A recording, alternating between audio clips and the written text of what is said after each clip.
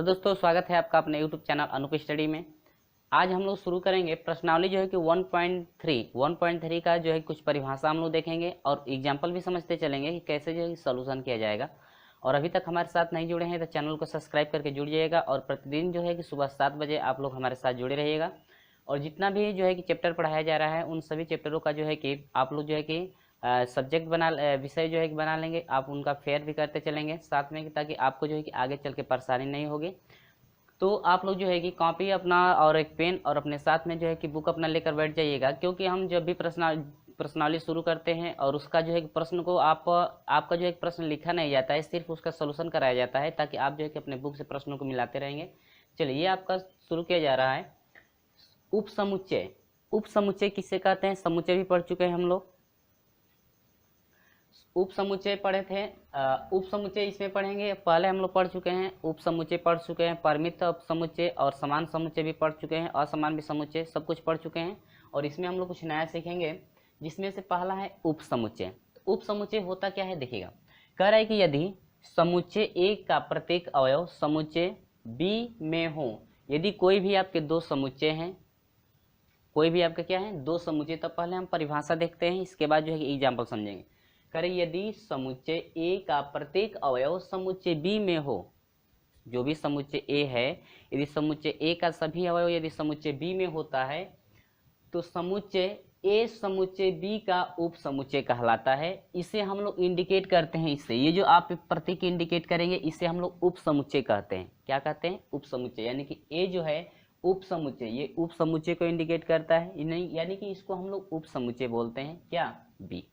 ठीक है, अब जरा हम लोग एग्जाम्पल समझते हैं। जैसे समझिएगा क्या कह रहा है प्रश्न, वो देखिए।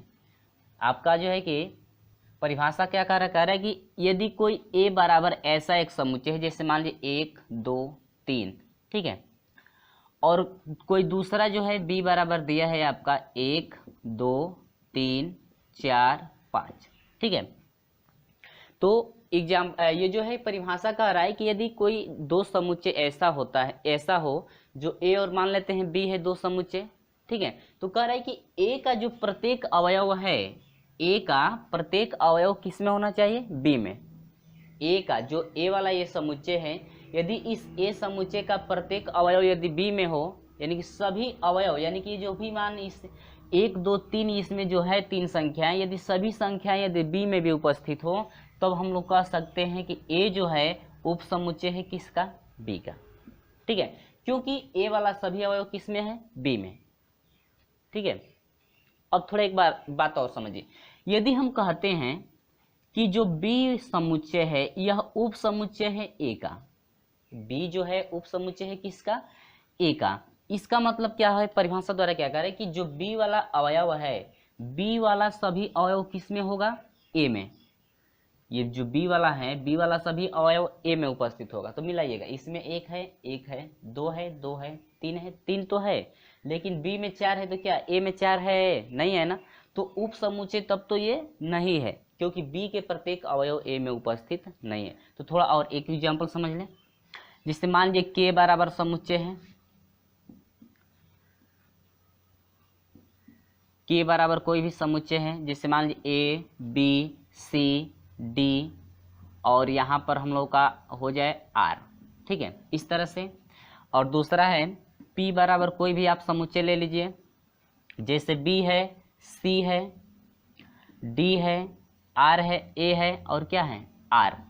और इसमें और कुछ ले लीजिए, जैसे ये आपका है, हाँ इसमें इसको इतना ही रहने दीजिए, इसके बाद आप ले लीजिए क्यू। ठीक है, तो अब हम आपको ये बताना है कि क्या के जो है उप समुच्चय पी है। यदि हम लिखते हैं कि यहाँ पर हम लिख देते हैं कि के जो है उप समुच्चय है पी का, के जो है उप समुच्चय है किसका? पी का। यानी कि इसका कहने का मतलब यह है कि जो के अवयव हैं, के सभी अवयव किस में हैं? पी में। ये प्रश्न आपसे ये कह रहा है कि के का सभी अवयव किस में है? पी में। उप समुच्चय तभी होता है, उप समुच्चय तभी होगा जब के सभी अवयव किस में होगा? पी में। तो मिलाएंगे हम लोग, इसमें ए है तो इसमें ए है ना, ठीक है, इसमें बी है तो इसमें बी है, ये भी मिल रहा है, सी है तो सी है, इसमें डी है तो इसमें भी क्या है? डी। इसमें आर है तो इसमें भी क्या है आर। इसका मतलब यह है कि के वाला सभी अवयव किस में मिल रहा है पी में, तो के जो है पी का एक उप समुच्चय होगा क्योंकि मिल रहा है। यदि मान लीजिए एक भी अवयव इसमें से हम लोग विलुप्त कर दें, ठीक है, विलुप्त हो गया ना,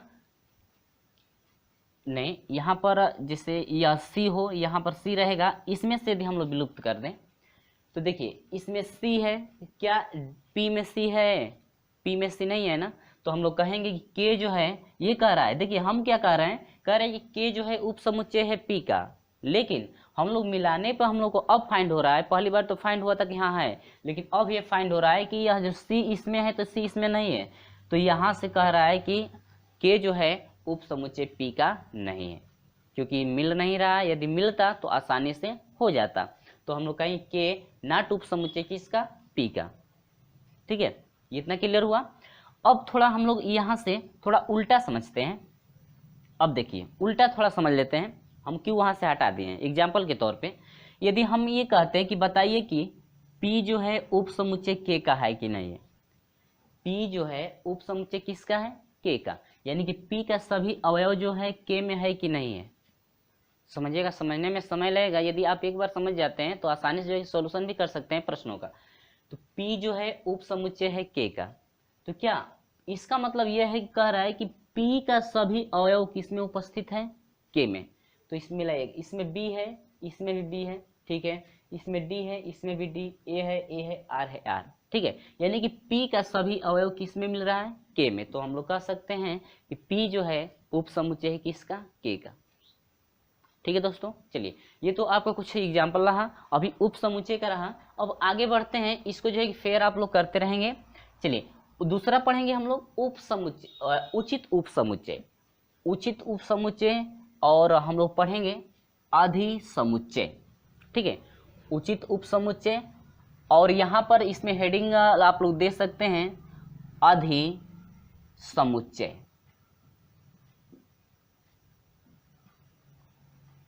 अधिसमुच्चय इसे बोल सकते हैं, ठीक है, दोनों।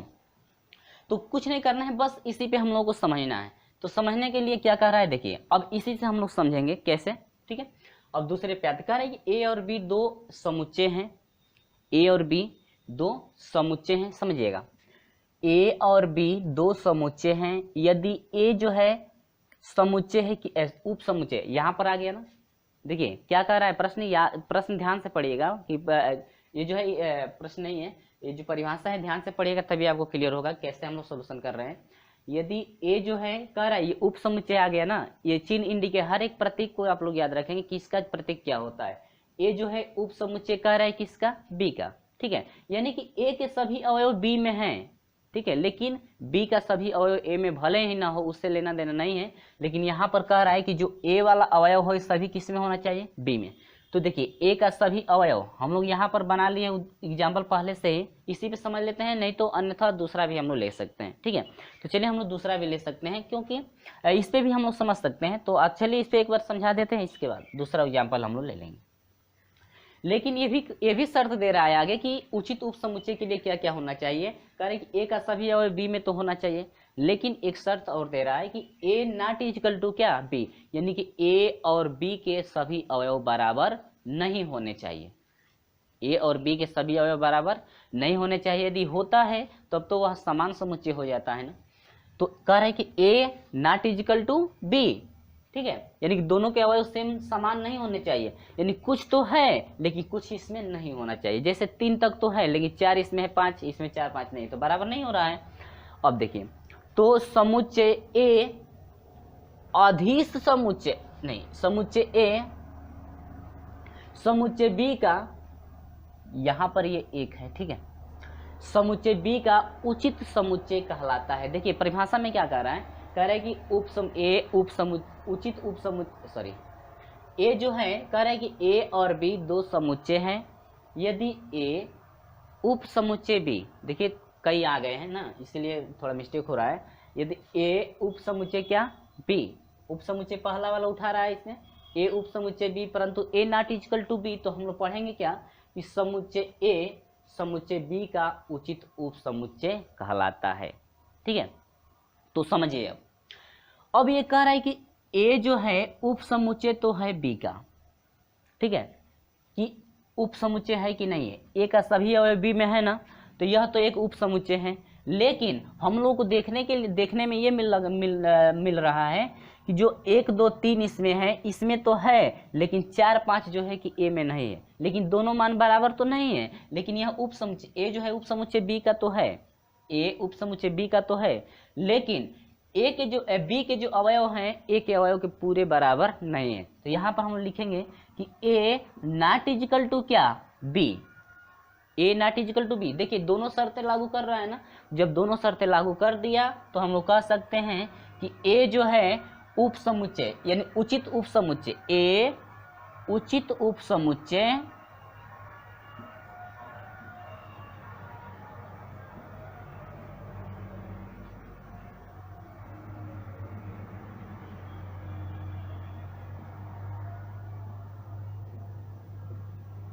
ठीक है, यानी कि कह सकते हैं कि ए उचित उप समुच्चय है किसका, बी का, यानी कि ए जो है बी का उचित उप समुच्चय कहलाता है। देखिए कैसे जो है कि पढ़ रहा है, कैसे जो है कि पढ़ने के लिए हम लोग को मिल रहा है, याद रखेंगे आप लोग, समुच्चय ए समुच्चय बी का उचित उप समुच्चय कहलाता है। ठीक है, थोड़ा हम जो है कि चेंजिंग करके दिखाते हैं। देखिए इसमें देखिए कैसे किया है, ए जो है बी का उप समुच्चय था, तो हम लोग पढ़े उस समुच्चय की जब बराबर नहीं हो रहा है तो कि ए जो है उचित उप समुच्चय है किसका, बी का। पहले जो आपका उप समुच्चय मिल रहा है पहले उसको बोलना है, उसके बाद उचित उप समुच्चय लगाना है क्या, बी। ठीक है, पहले ए को बोलना है, उसके बाद उचित उप समुच्चय लगाना है, उसके बाद क्या, बी का, यानी कि ए जो है बी का एक उचित उप समुच्चय है। ठीक है, उम्मीद होगी कि आपको ये समझ में आ गया होगा। अब थोड़ा हम लोग अलग देखते हैं, थोड़ा हम लोग चेंजिंग करके देखते हैं बी के लिए। क्या करके देखते हैं, बी के लिए। और फ्रेंड्स देखिएगा इसमें आपका 3 है ना, थोड़ा इसमें बढ़ा लेते हैं, 5 कर देते हैं। क्या कर देते हैं, 5। अब समझिएगा, और इसमें हम लोग कर देते हैं 5 हो गया, और इसमें कुछ और बढ़ा देते हैं, 4 हो गया, 6 हो गया, 7 हो गया।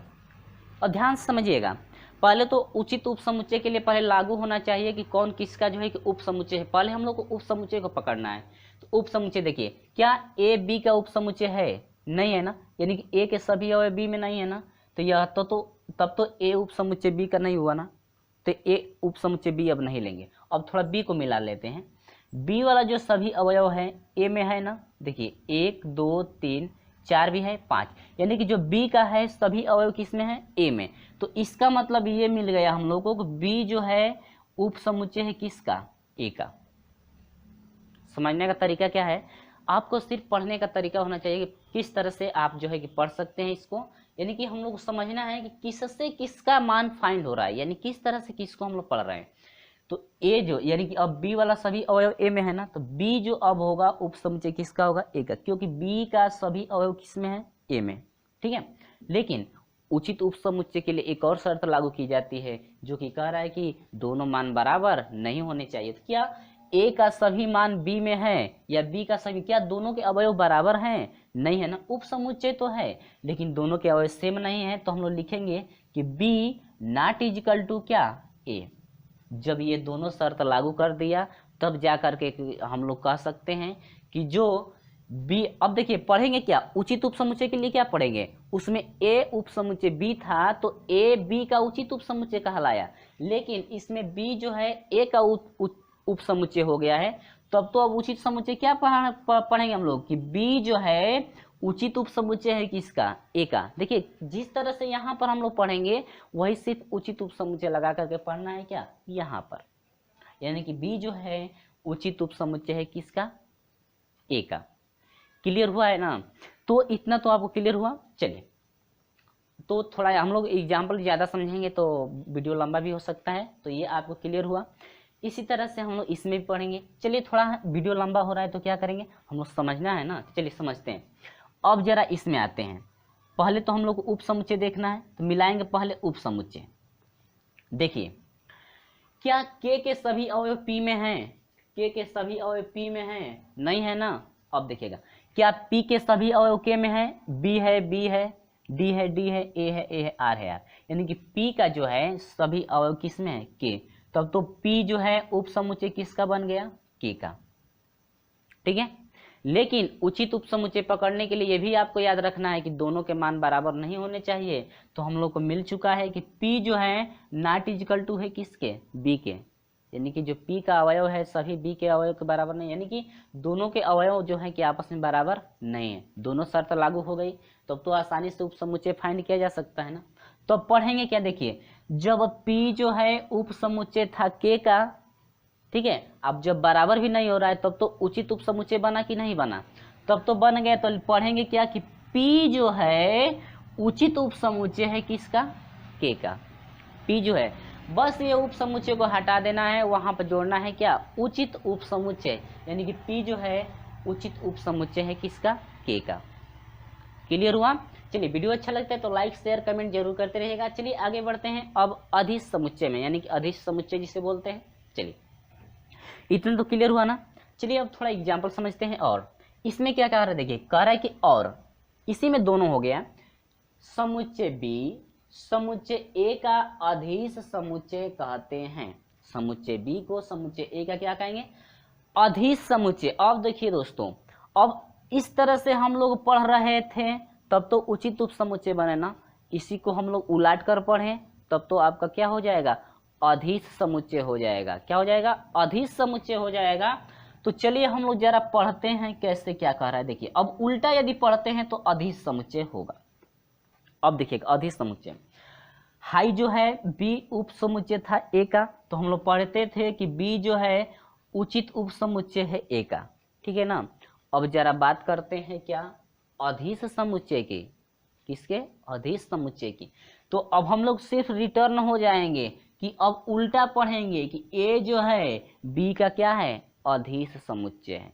A जो है B का क्या है, अदिश समुच्चय है, ठीक है।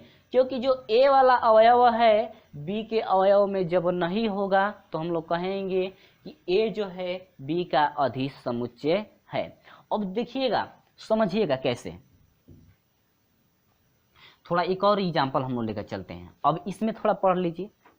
अब P जो है उचित उपसमुच्चय था K का ना, अब इसी को हम लोग उल्टा पढ़ें तो K जो है अदिश समुच्चय है किसका, P का, क्योंकि K के जो अवयव हैं वह P में नहीं है। यदि हम इधर से पढ़ते हैं तो अदिश समुच्चय कहलाता है, ठीक है।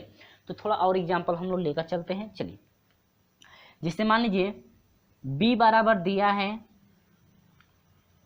ABRO, ठीक है। अब दूसरा C बराबर हम लोग ले रहे हैं ABROC, ठीक है। तो फ्रेंड्स आप लोग याद रखेंगे, पहले तो हम लोग मिलाएंगे अदिश समुच्चय के लिए ना। तो देखिए अदिश समुच्चय के लिए देखिए कौन किसमें, जिसमें जिसका सभी अवयव जिसमें नहीं होगा उसको बोलेंगे अदिश समुच्चय। तो देखिए ABRO B वाला AC में है ना, B वाला C में है, तब तो अदिश समुच्चय नहीं होगा। B अदिश समुच्चय C का नहीं होगा क्योंकि B वाला सभी अवयव इसमें हो जा रहा है, ठीक है। तब तो यह उचित उपसमुच्चय बन गया, यानी कि B जो है उचित उपसमुच्चय है किसका, C का। जब सभी अवयव जिसमें होगा उसको उचित उपसमुच्चय लेकर चलेंगे। तो B का सभी अवयव जब C में है तो कहेंगे कि B जो है C का उचित उपसमुच्चय बना। लेकिन जब C का B में नहीं है तो हम लोग पढ़ेंगे कि जो C है अदिश समुच्चय है किसका, B का, क्योंकि C के सभी अवयव B में नहीं है, ठीक है ना। क्लियर हुआ कि नहीं हुआ। अब इस तरह से आपको समझ में नहीं आएगा तब हमको लगता है कि ऐसा कोई ट्रिक नहीं है कि जो आपको समझा सकें, ठीक है। यानी कि जिस तरह से हम जो है कि जिस तरह से समझाए हैं, अब इससे आसान कोई ट्रिक नहीं है कि आपको समझाया जा सके। तो आप लोग रिपीट जरूर कीजिएगा, उम्मीद होगी कि आपको समझ में भी आ गया होगा। तो चलिए देखते हैं आगे। इतना तो क्लियर हुआ, वीडियो लंबा भी हुआ। चलिए अब देखते हैं एकल समुच्चय। एकल समुच्चय में होता क्या है, परिभाषा द्वारा पढ़ सकते हैं आप लोग, खुद परिभाषा पढ़ेंगे तो समझ में आ जाएगा कि एकल समुच्चय किसे कहते हैं, ठीक है। चलिए कहता है क्या, यदि किसी समुच्चय में केवल एक ही अवयव हो तो उसे एकल समुच्चय कहते हैं। कोई भी समुच्चय यदि हम लोग ले लेते हैं, जैसे उदाहरण के तौर पे ए बराबर ले लीजिए जैसे 2 हो गया, B बराबर ले लीजिए जैसे B हो गया, C बराबर ले लीजिए जैसे मान लीजिए K हो गया। देखिए सभी अवयवों में सभी समुच्चय में कितने कितने अवयव हैं, एक ही अवयव हैं, तो हम लोग इसको कहते हैं यह कैसा समुच्चय है, एकल समुच्चय। यानी कि ऐसा समुच्चय जिसमें केवल एक अवयव होता है तो उसे हम लोग क्या कहते हैं, एकल समुच्चय कहते हैं। तो उम्मीद होगी कि आपको ये क्लियर हुआ। तो चलिए आगे बढ़ते हैं। अगला हम लोग को पढ़ने के लिए क्या मिलेगा, देखिए अगला हम लोग को पढ़ने के लिए मिलता है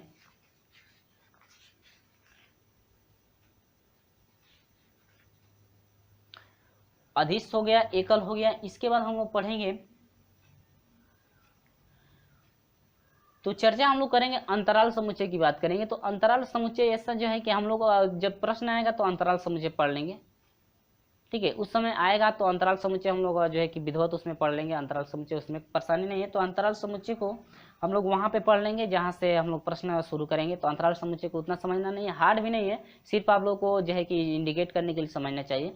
तो अंतराल समुच्चय हम लोग जो है कि प्रश्न शुरू होगा तो उसमें हम लोग पढ़ लेंगे। ये थोड़ा डिफिकल्ट भी था तो हम लोग इसको समझ लिए। इसके बाद हम लोग पढ़ेंगे घात समुच्चय, इसके बाद है सार्वत्रिक समुच्चय। तो दोनों समुच्चय पढ़ थोड़ा समझते हैं कि घात समुच्चय क्या है, घात समुच्चय को कैसे इंडिकेट करते हैं।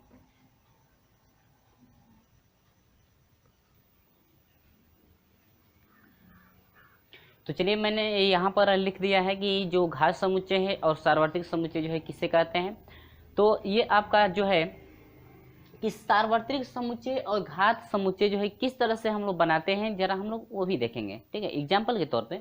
तो पहले हम लोग जो है कि परिभाषा समझते हैं। परिभाषा क्या कह रहा है, देखिए समुच्चय ए के उप समुच्चयों के संग्रह को, समुच्चय ए के उप समुच्चयों के संग्रह को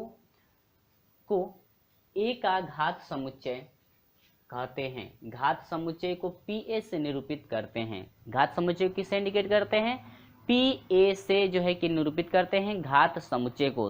तो घात समुच्चय कैसे बनाते हैं, देखिए जैसे उदाहरण के तौर पे आप लोग लिखते चलेंगे, ठीक है, हर एक चीज। जैसे कह रहे हैं कि घात समुच्चय को पी ए से निरूपित करते हैं। जब भी घात समुच्चय हम लोग बनाएंगे तो पी ए से हम लोग इंडिकेट करते हैं। तो बनाते कैसे हैं, देखिए जैसे मान लीजिए कोई भी एक समुच्चय है, जैसे एक हो गया और क्या दो, यह एक समुच्चय है, ठीक है। कोई एक, यह क्या है, एक यह जो है कि एक समुच्चय है जिसमें ये बताइए अवयव कितने हैं, दो है ना, अवयव की संख्या कितनी है, दो है। लेकिन सबसे पहले आगे बढ़ते हैं और क्या कह रहा है, करेगी इसे पी ए से निरूपित करते हैं। इसका प्रत्येक अवयव एक समुच्चय होता है। इसमें जो भी एक प्रत्येक अवयव, जो भी अवयव आपके रहते हैं वह एक समुच्चय होते हैं। क्या होते हैं, समुच्चय। समुच्चय कब बनते हैं, ये तो अभी अवयव हैं तो यह समुच्चय में तो है, लेकिन अलग अलग समुच्चय बनता है प्रत्येक अवयव। किस तरह से, जब पी ए हम लोग निकालेंगे तो प्रत्येक अवयव अलग अलग समुच्चय होगा, ठीक है। तो यदि समुच्चय ए में n अवयव हैं, जैसे यह समुच्चय एक हो गया, इसमें n अवयव की संख्या जो होती है n से इंडिकेट करते हैं, यानी कितने अवयव इसमें हैं। तो एक दो कितने हैं, दो है ना, नंबर अब दो हो जाएगा, यानी कि अवयव की संख्या दो हो गई। तो पी ए के अवयव की संख्या, अब देखिएगा क्या कह रहा है, समझिएगा, ध्यान समझिएगा। कह रहा है कि कोई भी समुच्चय है, यदि उसका घात समुच्चय बनाते हैं तो पहले समझिए घात समुच्चय कैसे बनता है वो पहले देख लीजिए आप लोग। तो देखिए घात समुच्चय कैसे बनता है। घात समुच्चय जब बनाते हैं तो यह समुच्चय ए है ना, तो घात समुच्चय के लिए हम लोग पी ए लगाएंगे। क्या लगाएंगे, पी ए। जो पी ए इंडिकेट करता है कि भाई ए का यह घात समुच्चय निकाला जा रहा है, ए का क्या है, घात समुच्चय, ठीक है। तो घात समुच्चय बनता किससे है, देखिए पहले कोष्टक लगाएंगे, महिला कोष्टक, ठीक है। इसके बाद देखिए एक और कोष्टक लगाएंगे, पहले यही बड़ा महिला कोष्टक जो है यह एक शुरू में रहेगा, एक लास्ट में रहेगा, ठीक है, अंतिम में। और इसके बाद अवयव जो है अलग अलग लिखेंगे। देखिए तो इसका एक दो अवयव इसमें है, नंबर ऑफ कितने हैं, दो। तो इसका देखिए एक और दो का यदि घात समुच्चय हम लोग निकालते हैं तो घात समुच्चय में देखिए एक दो अवयव है। तो देखिए पहले घात समुच्चय लिखते हैं तो पहले हम लोग फाई लिखते हैं। क्या लिखते हैं, फाई, ठीक है। घात समुच्चय का नियम होता है कि पहले हम लोग फाई लिखते हैं अवश्य, ठीक है। तो फाई हो गया। इसके बाद अब चलिए एक एक नंबर लेंगे। अब फाई तो पहले आगे एक एक, अब एक एक नंबर, पहले एक आएगा, ठीक है, अलग, फिर इसके बाद महिला कोष्टक में, इसके बाद क्या आएगा, दो। हाई एगो समुच्चय बना, ये भी एक समुच्चय, ये भी एक समुच्चय। वही कह रहा था कि प्रत्येक अवयव एक समुच्चय कहलाता है, यानी कि जब बनाए हैं तो प्रत्येक अवयव अलग अलग हुआ कि नहीं हुआ, तो अवयव अलग, जो अलग अलग एक समुच्चय बना ना प्रत्येक अवयव। अब देखिए एक एक तो अवयव ले लिए। अब हम लोग की बारी है दो दो की, दो दो के बाद तीन तीन की, लेकिन इसमें दो अवयव है तो अब दो दो को लेंगे। एक एक हो गया, एक एक के बाद किसको, दो दो को। तो अब दो दो के लेंगे तो देखिए पहले एक दो हो जाएगा, एक दो। अब क्या एक दो तो बन गया, क्या दो एक भी बन सकता है, समझिएगा दोस्तों, एकदम ध्यान से समझिएगा क्या कह रहा है, ठीक है। अब देखिए एक दो तो है, लेकिन फिर दो एक आया है, दोनों अवयव एक ही है ना, एक दो कहिए या दो एक, दोनों अवयव सेम है। तो इस तरह से नहीं लिख सकते हैं, यानी कि दो एक ही अवयव को दो बार लिखा नहीं जा सकता है, लेकिन इसलिए क्योंकि इसमें एक दो मौजूद है ना, इस समुच्चय में एक दो मौजूद है, लेकिन किसी और में भी एक दो आता तब हम लोग उसको लिख नहीं सकते, क्योंकि एक ही समुच्चय को कितना बार लिखा जा सकता है, लिख दिए हैं दो बार। लेकिन समुच्चय का नियम यह होता है कि कोई भी अवयव यदि एक से अधिक बार हो तो उसको सिर्फ एक ही बार लिखते हैं, ना कि दो बार, ठीक है। क्लियर हुआ। तो ये हम लोग का हुआ 5 एक दो और एक दो, ठीक है। दो एक नहीं हो सकता है क्योंकि एक बार अवयव वो आ चुका है, ठीक है। तो एक ही अवयव को दो बार लिख नहीं सकते। क्लियर हुआ। तो ये रहा आपका क्या, अभी घात समुच्चय में हम लोग लिखे हैं, किसमें, घात समुच्चय में। अब ये बताइए इस घात समुच्चय के अवयव की संख्या यदि फाइंड करें कि इस घात समुच्चय में टोटल अवयव कितने हैं, तो कैसे निकालेंगे हम लोग, कैसे निकालेंगे, देखिए कैसे निकालेंगे। एक दो तीन चार, इस घात समुच्चय में कितने अवयव हैं, चार हैं। ये नहीं कि इसके अंदर का गिनिए, ऐसे नहीं गिनिएगा, एक दो तीन चार आ पाँच, ऐसे नहीं। इसलिए हम कहे हैं कि एक मंझला कोष्ठक लास्ट में लगेगा, एक शुरू में लगेगा, एक क्या लास्ट में, ठीक है। क्योंकि यह पूरे का यह क्या है, समुच्चय, एक दो तीन चार, चार अवयव हैं। यदि आप चाहते हैं कि कोई भी समुच्चय दिया है उसमें जो है कि घात समुच्चय के अवयव की संख्या यदि हम लोग फाइंड करना चाहते हैं तो हम लोग सिर्फ फार्मूले के अनुसार हम लोग ले चलेंगे, कितना जो है कि आपका घात समुच्चय बनेगा। इसमें चार बना था ना, अब देखिए फार्मूले के अनुसार यदि हम कहते हैं कि यह एक समुच्चय आपका बना है, ठीक है, इस समुच्चय में जो है कितने जो है कि घात समुच्चय के अवयव हो सकते हैं, आप जरा फाइंड करके बताइए। इसमें एक दो, दो संख्याएं हैं ना, तो घात समुच्चय के अवयव की संख्या फाइंड करने के लिए फार्मूला है नंबर ऑफ पीए, ठीक है, नंबर ऑफ पीए। तो नंबर ऑफ पीए का मतलब यह हो कि घात समुच्चय है, यानी कि संख्या, नंबर ऑफ संख्या निकालना है किसका, घात समुच्चय का, और वो भी कौन सा समुच्चय है, ए समुच्चय का, इसी का निकालना है। तो फार्मूला क्या बनता है, 2 का पावर n, यानी कि नंबर ऑफ चाहिए, ए समुच्चय में नंबर कितने हैं, एक दो, दो संख्या है टोटल ना, तो 2 का पावर कितना 2 इजिकल टू 2 दूनी के 4, यानी कि टोटल जो है कि घात समुच्चय में अवयव की संख्या कितनी होगी, 4। तो 1 2 3 4 बना ना। क्लियर हुआ। चलिए और थोड़ा हम लोग बढ़ा कर देख लेते हैं, और कोई संख्याएं और ले लेते हैं, इसमें हम लोग ले लेते हैं और थोड़ा एक बार बढ़ा लीजिए। 1 2 3 हो गया ना, तो 5 हो गया, 1 2 हो गया, अब इसमें और बढ़ेगा क्या, 1 2 हो गया, इसके बाद एक बार 3 अलग होगा, 1 2 3 अलग हो गया, इसके बाद 2 2 को लेंगे, कितने को लेंगे, 2 2 को, 2 2 को लेंगे तो क्या बनेगा देखिए, अब 1 2 बना, 1 2 बन गया, इसके बाद 2 3 बन गया, 2 3 बन गया, इसके बाद 3 1, क्या 3 1, इसके बाद क्या 3 1 बन गया। क्लियर है, 3 1 आया नहीं है ना, कहीं याद रखेंगे 3 1 आया नहीं है ना। इसके बाद 2 2 को तो हम लोग ले लिए, इसके बाद 3 3 को तो हम लोग लेंगे, तो यहाँ पर बन जाएगा क्या 1 2 3 बन गया, ठीक है।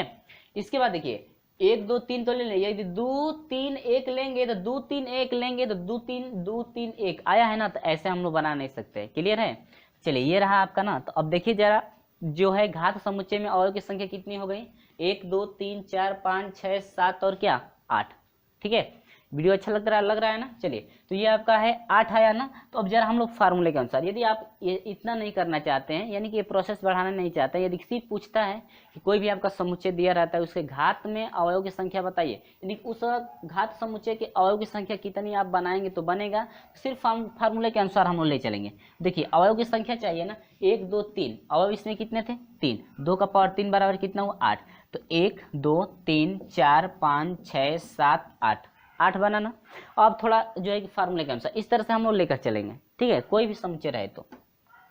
अब फिर हम लोग फार्मूले के अनुसार देखते हैं कि जैसे मान लीजिए कोई b बराबर आपका समुच्चय है a, कोई b बराबर a b c d e, ठीक है, और ये कह रहा है कि इसका जो घात समुच्चय आप लोग फाइंड करेंगे, घात समुच्चय फाइंड करने के बाद कितना जो है घात समुच्चय में अवयव की संख्या कितनी आएगी।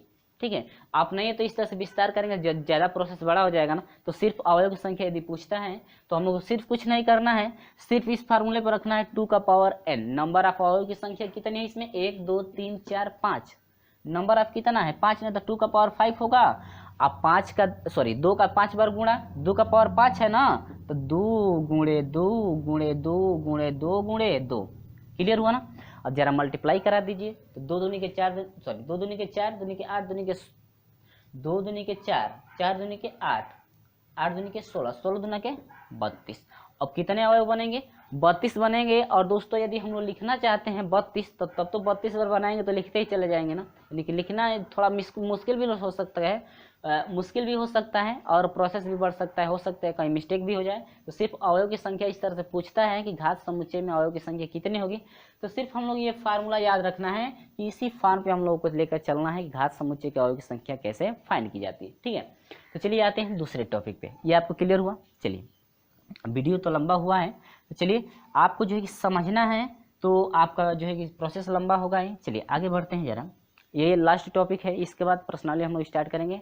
और रोज सुबह जो है कि 7 बजे हमारे साथ जुड़े रहिएगा। चलिए, सार्वत्रिक समुच्चय क्या होता है, जिसे हम लोग एक रूप से अधीश समुच्चय भी बोलते हैं। क्या बोल सकते हैं, अधीश समुच्चय भी बोल सकते हैं। अधीश समुच्चय आप लोग पढ़ चुके हैं। कह रहा है कि एक ऐसा समुच्चय जिसमें प्रत्येक समुच्चय के अवयव उपस्थित होते हैं उसे सार्वत्रिक समुच्चय कहते हैं। सार्वत्रिक समुच्चय के ये जो यू बना है ना, कैपिटल वाला, कैपिटल यू से प्रदर्शित करते हैं, इसको आप लोग यू बोल सकते हैं। ठीक है, तो देखिए सार्वत्रिक समुच्चय का मतलब क्या हुआ। देखिए, जिसे मान लीजिए कोई अवयव है, करेगी प्रत्येक समुच्चय के अवयव उपस्थित होते। सार्वत्रिक समुच्चय ऐसा होता है कि जितना आपका समुच्चय रहेगा, ए बी सी डी करके जितना आपका समुच्चय रहेगा, सार्वत्रिक समुच्चय में सभी अवयव उपस्थित होते हैं उसमें। कैसे, देखिए, जैसे मान लीजिए 1 हो गया, 1 2 3, ठीक है। इसके बाद जैसे मान लीजिए बी में हो गया 2 4 6, ठीक है। इसके बाद मान लीजिए सी में हो गया 5 3 9 8, ठीक है। अब आप लोगों को देखना है कि सार्वत्रिक समुच्चय का मतलब क्या होता है। सार्वत्रिक समुच्चय जो यू होता है और सार्वत्रिक समुच्चय यू जो होता है, जितना यह समुच्चय रहेगा सभी समुच्चय के अवयव उसमें उपस्थित होंगे। और नहीं है तो हम लोग ऐसे भी लिख सकते हैं इसी से, जैसे 1 2 3 4 5 करके डायरेक्ट से इन्फिनिटी तो कर दीजिए, क्योंकि जितने आप अंक लेंगे आपका सार्वत्रिक समुच्चय में आएगा। ठीक है, सार्वत्रिक समुच्चय लेंगे तो 1 2 3 4 5 6 डैश करके ऐसे लिख लीजिए पूरा सार्वत्रिक समुच्चय। 7 8 9 10 11 ऐसे डैश करके कहाँ तक, इन्फिनिटी तक।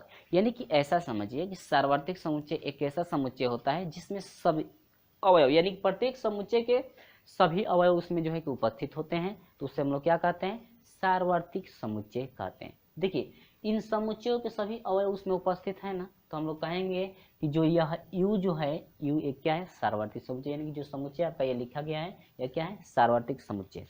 ठीक है, अब जरा एक बात और याद रखिए, सार्वत्रिक समुच्चय का एक और एग्जाम्पल लेते हैं। जैसे मान लीजिए कोई स्कूल है, ठीक है, ध्यान से समझिएगा। कोई स्कूल है तो यह पूरा जो स्कूल है, ठीक है, स्कूल के अंदर जो है कि सभी बच्चे उपस्थित होते हैं।